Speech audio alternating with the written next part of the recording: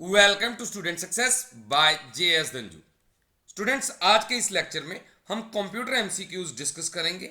ये part previous series clerk MCQ series का third part है, जिसमें हम क्लरिकल एग्जाम्स में आने वाले कंप्यूटर के क्वेश्चंस डिस्कस करेंगे। अगर आपने प्रीवियस पार्ट्स को नहीं देखा तो आप क्लर्क एमसीक्यू सीरीज की प्लेलिस्ट से जाके देख सकते हैं। Let's start with question number 41. IEEE 802.3 standard is, तो इसका करेक्ट आंसर है ऑप्शन बी, एथरनेट। तो ये देखिए, जैसे आपने लैपटॉप्स या कंप्यूटर्स पे इस तरह की पोर्ट देखी होगी, तो यहां पे वायर लगती है जिसके साथ हम इंटरनेट एक्सेस करते हैं। तो इस चीज को हम बोलते हैं RJ45। तो RJ45 यहां पे लगता है इस पोर्ट में। तो यहां पे जो कनेक्शन के लिए स्टैंडर्ड यूज होता है उसे हम बोलते हैं एथरनेट। तो ये भी आप याद रख लीजिए कि IEEE 802.3 जो है, तो ये स्टैंडर्ड जो है वो वायर्ड एथरनेट नेटवर्क्स में यूज होता है। जनरली इसे लोकल एरिया नेटवर्क यानी लैन टेक्नोलॉजी में यूज किया जाता है। Next question, where one can find the feature of wrap text in MS Excel। तो इसका करेक्ट आंसर है ऑप्शन सी, होम टैब। तो ये देखिए, ये है आपके सामने MS Excel। तो यहां पे होम टैब पे आप जब जाते हो तो यहां पे ये देखिए रैप टेक्स्ट का फीचर जो है वो अवेलेबल है। रैप टेक्स्ट क्या होता है? जब कोई लॉन्ग टेक्स्ट है जो एक सेल में नहीं आ रही, तो जब आप ये फीचर यूज करते हो तो वो क्या होता है कि पूरी की पूरी टेक्स्ट जो है वो एक ही सेल में आपको नजर आएगी। जैसे आपको यहां पे नजर आ रहा है, ये देखिए यहां पे पूरी टेक्स्ट नहीं आ रही, माइक्रोसॉफ्ट एक्सेल लिखा है। तो जब रैप टेक्स्ट फीचर यूज किया तो ये देखिए माइक्रोसॉफ्ट और उसके साथ एक्सेल जो ई नजर आ रहा था वो भी कंप्लीटली यहां पे आ गया। तो एक ही सेल में कंप्लीट हो गई सारी की सारी टेक्स्ट। तो ये फीचर है रैप टेक्स्ट का। स्टूडेंट्स, इस वीडियो की पीडीएफ फाइल आप इस वीडियो के डिस्क्रिप्शन एंड कमेंट बॉक्स से डाउनलोड कर सकते हैं। पीडीएफ आप हमारे टेलीग्राम चैनल से भी डाउनलोड कर सकते हैं। टेलीग्राम चैनल का लिंक आपको इस वीडियो के डिस्क्रिप्शन एंड कमेंट बॉक्स से मिल जाएगा। नेक्स्ट क्वेश्चन को कंटिन्यू करने से पहले स्टूडेंट्स, मैं आप सबको एक हैबिट अडॉप्ट करने को बोलूंगा कि कभी भी आपने आज का काम कल पे नहीं डालना। जो इंसान आज का काम कल पे डालता है वह लाइफ में कभी ग्रो नहीं कर सकता। सो अगर आपने यह डिसाइड किया है कि मैंने ये काम कंप्लीट करने के बाद ही सोने जाना है, तो आप उस काम को कंप्लीट करने के बाद ही सोने जाओ। इससे आपकी लाइफ में बहुत बड़ा चेंज आएगा और स्टेप बाय स्टेप आप सक्सेस की ओर बढ़ते चले जाओगे। तभी तो कहते हैं मंजिल उन्हीं को मिलती है जो निरंतर चलते हैं, because consistency is the key to success. Next question, what is the build in database used in iOS। तो एप्पल के ऑपरेटिंग सिस्टम को iOS बोलते हैं। तो एप्पल के ऑपरेटिंग सिस्टम में कौन सा डेटाबेस यूज होता है? तो इसका करेक्ट आंसर है ऑप्शन डी, SQLite। डेटाबेस क्या होता है? जहां पे टोटल डेटा को स्टोर किया जाता है, उस प्लेस को हम बोलते हैं डेटाबेस। मींस यहां पे आपकी पूरे के पूरे डेटा की फाइल्स पड़ी होती हैं। तो आईफोन की एप्स जो हैं वो कौन से डेटाबेस को यूज करती हैं? SQLite। Next question, a small image represented of a large image is called. जब किसी बड़ी इमेज को छोटा सा दिखाया जाए तो उस चीज को हम क्या बोलते हैं? तो इसका करेक्ट आंसर है ऑप्शन बी, थंबनेल। तो ये देखिए, जैसे आपने गूगल सर्च इंजन से कुछ सर्च किया तो उसके साथ साथ छोटी छोटी इमेजेस आपको नजर आती हैं कई बार। तो बड़ी बड़ी इमेजेस या फिर पिक्चर्स को छोटी इमेजेस में दिखाया जाए तो उसे हम बोलते हैं thumbnail. Next question, among these which is not the basic function of CPU। इसमें से बेसिक फंक्शन CPU का कौन सा नहीं है? तो इसका करेक्ट आंसर है ऑप्शन सी, कंट्रोल। तो ये देखिए, ये है आपके सामने ब्लॉक डायग्राम ऑफ कंप्यूटर। कैसे इनपुट आ रही है, कहां पे जा रही है और कैसे वो आउटपुट में कन्वर्ट हो रही है एज अ इंफॉर्मेशन। तो यहां पे अगर बात करें तो फैच करना, डिकोड करना और एग्जीक्यूट करना, तो ये तीनों काम जो है वो सीपीयू के बेसिक फंक्शंस में आते हैं, लेकिन पूरी वर्किंग को कंट्रोल करना बेसिक फंक्शंस में नहीं आता। सो आप याद रखिए कि control is not the basic function of CPU. अच्छा, ये ब्लॉक डायग्राम मैं कंप्लीटली अपने एक वीडियो में एक्सप्लेन कर चुका हूं। अगर आपने उस वीडियो को नहीं देखा तो आप उस वीडियो को इस चैनल से देख सकते हैं। Next question, CPU used in mobile phones called.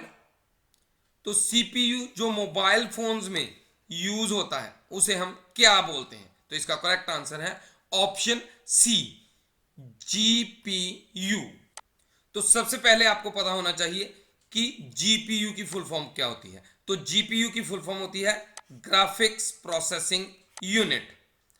तो ग्राफिक प्रोसेसिंग यूनिट जो है वो फोन की डिस्प्ले के विजुअल एलिमेंट्स को हैंडल करता है। तो आप याद रखिए कि जीपीयू जो है वो मोबाइल फोन्स या स्मार्टफोन्स में यूज होता है। Next question, dash is automatically loaded and operated as part of browser. तो इसका करेक्ट आंसर है ऑप्शन बी, प्लगइन। अच्छा, प्लगइन्स क्या होते हैं? तो प्लगइन्स आप बोल सकते हो कि प्लगइन एक पीस ऑफ सॉफ्टवेयर है या पार्ट ऑफ ब्राउजर है जो कि उसके साथ ही इंस्टॉल हो जाते हैं, और कई चीजें जो कि कंप्यूटर पे हमें विजिबल प्रॉपरली नहीं हो रही या उन्हें चलाने के लिए हम कुछ एड ऑन सॉफ्टवेयर इंस्टॉल करते हैं ब्राउजर के साथ, तो उन्हें हम बोलते हैं प्लगइन्स।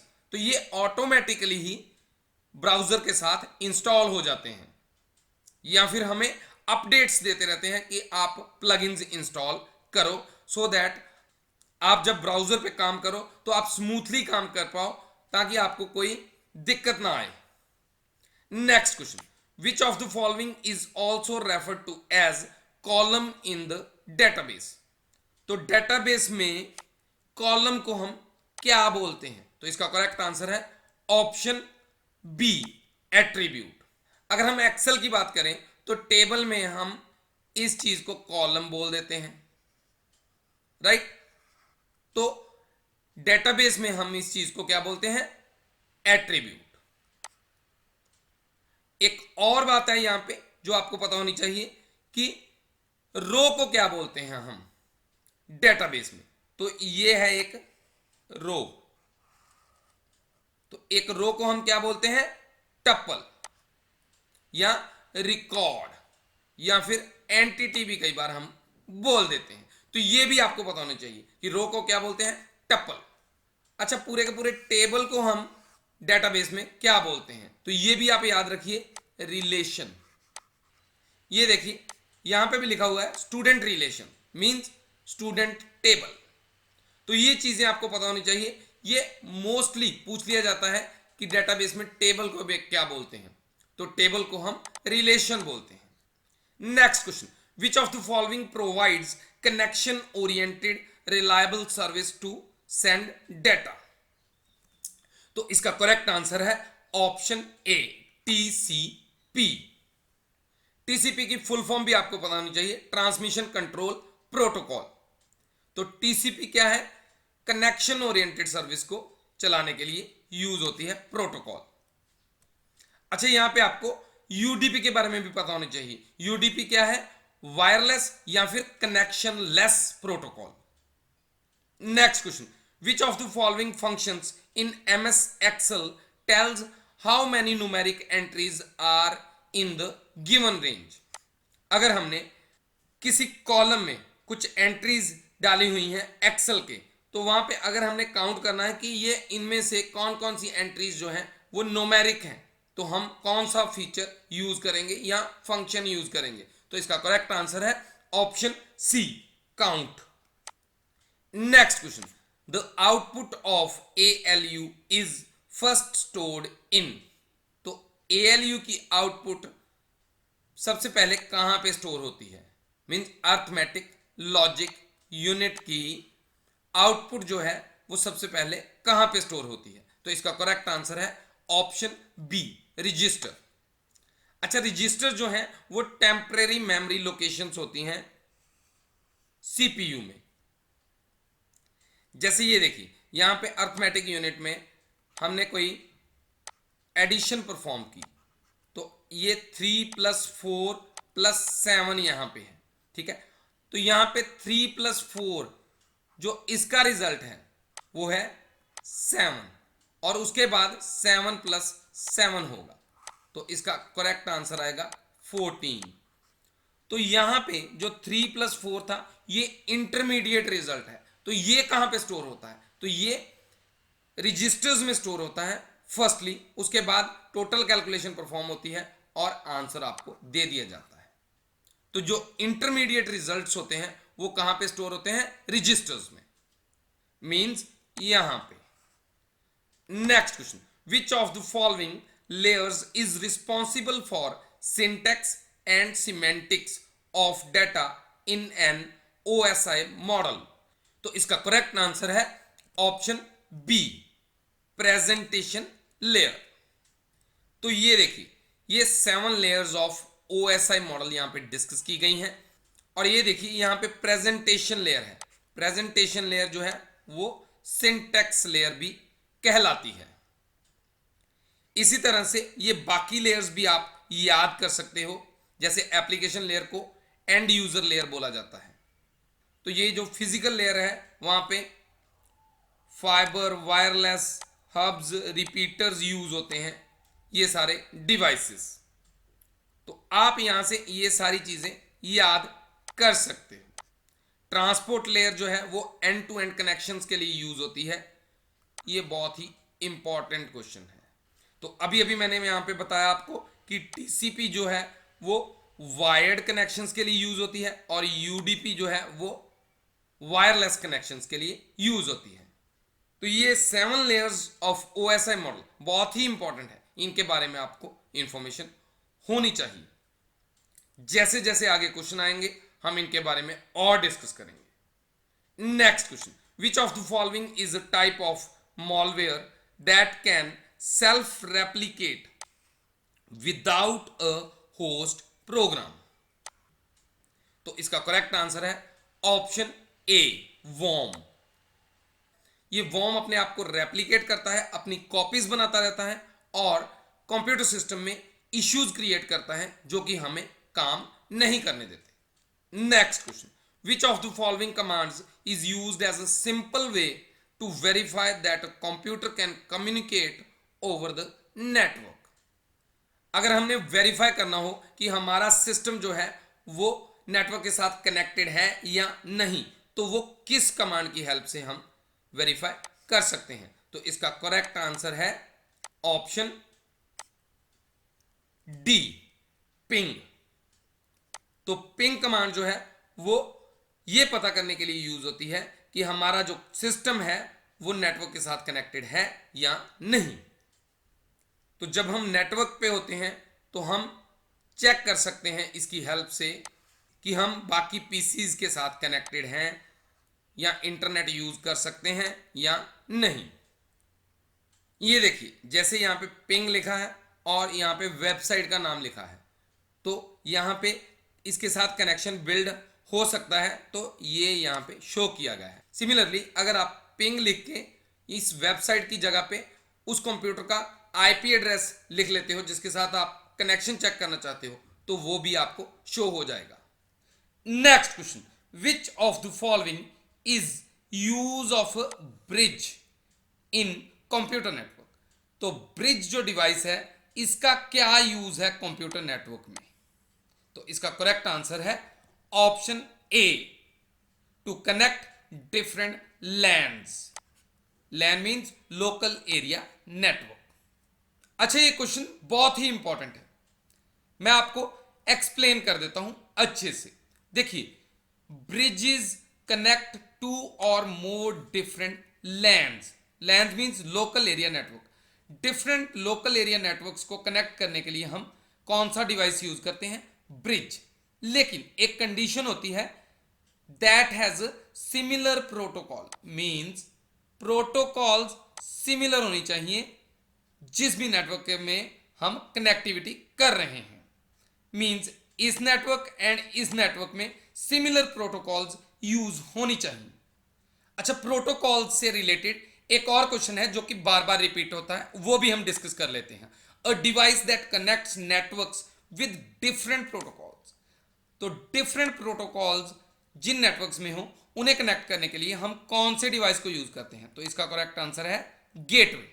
अगर हमने कंप्यूटर नेटवर्क्स कनेक्ट करने हो हैविंग सिमिलर प्रोटोकॉल्स तो हम ब्रिज यूज करेंगे, लेकिन अगर डिफरेंट प्रोटोकॉल्स हो नेटवर्क्स में तो हम गेटवे यूज करेंगे। Next question, among these which is not the version of Linux OS.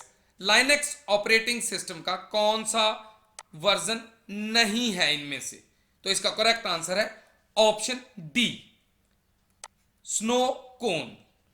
तो ये तीनों के तीनों लाइनेक्स ऑपरेटिंग सिस्टम है, लेकिन स्नो कोन जो है वो लाइनेक्स का ऑपरेटिंग सिस्टम नहीं है। Next question, Bluetooth is which type of network. तो इनमें से किस टाइप का नेटवर्क ब्लूटूथ है? तो इसका करेक्ट आंसर है ऑप्शन ए, एडहॉक नेटवर्क।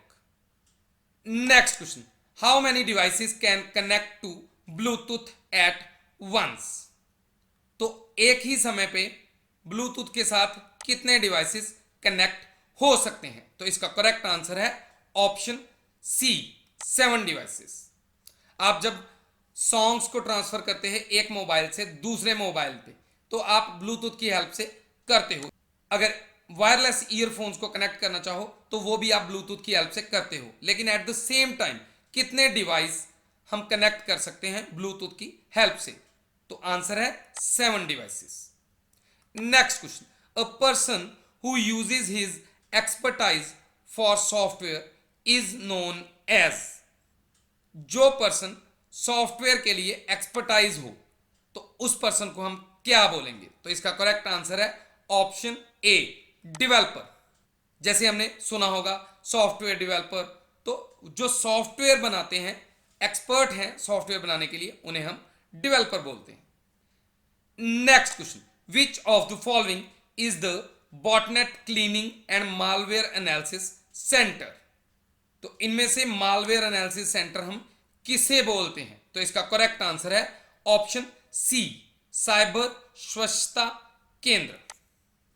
तो साइबर स्वच्छता केंद्र जो है वो गवर्नमेंट ऑफ इंडिया के डिजिटल इंडिया इनिशिएटिव का पार्ट है, जो कि हमारे साइबर क्राइम्स में या साइबर स्पेस में सारे के सारे वायरसेस को डिटेक्ट करने के लिए यूज होता है और एंड यूजर्स को या इंटरनेट या कंप्यूटर यूज करने वाले पर्संस को सिक्योरिटी प्रोवाइड करता है। स्टूडेंट्स, अगर आपको इस वीडियो से कुछ सीखने को मिलता है तो आप student success by JS Dhanju channel को सब्सक्राइब करो, वीडियो को लाइक, कमेंट एंड शेयर जरूर करो ताकि आपके फ्रेंड्स भी इस वीडियो का बेनिफिट ले सकें। Thank you for watching.